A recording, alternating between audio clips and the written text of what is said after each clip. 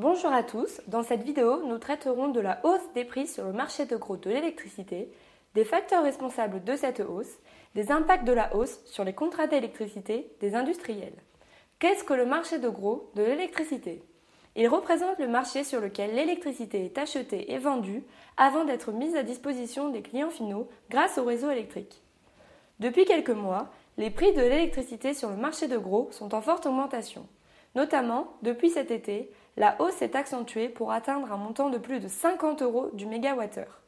Le prix de l'électricité a augmenté de 30% entre 2005 et 2016 et pourrait augmenter de 50% d'ici 2020. Pourquoi observons-nous une hausse des prix de l'électricité ? Tout d'abord, l'été caniculaire a eu un impact sur le bon fonctionnement des centrales nucléaires et des éoliennes en Europe. Un problème qui s'est fortement ressenti en France, où la majorité de l'électricité est issue du nucléaire. Également, depuis quelques mois, on observe une augmentation du prix des quotas des émissions de CO2. Ainsi, le prix de la tonne de CO2 s'est élevé à plus de 20 € courant septembre 2018, contre environ 5 € pendant une longue période.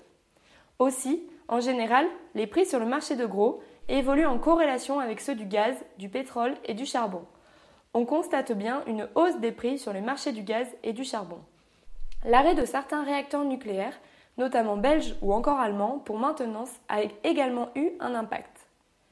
Quel est l'impact de cette hausse sur les contrats d'électricité des industriels ?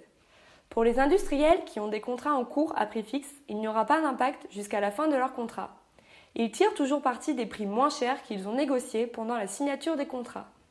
Pour les industriels qui ont un contrat en cours avec des prix variables, il faut se demander si les prix de gros vont rester stables et hauts dans les prochains mois ou si ces derniers vont diminuer. C'est à l'échéance du contrat qu'il faudra comparer les différentes options. Est-ce une hausse court terme ou le début d'une hausse long terme ? Depuis 2017, c'est une hausse visible sur le moyen terme puisque depuis un an, les prix ont augmenté de 54%. La question qu'on peut se poser, c'est est-ce que cela va continuer à augmenter à court, moyen ou long terme ? Si vous souhaitez plus d'informations, n'hésitez pas à nous contacter et n'hésitez pas à nous dire si vous avez aimé cette vidéo.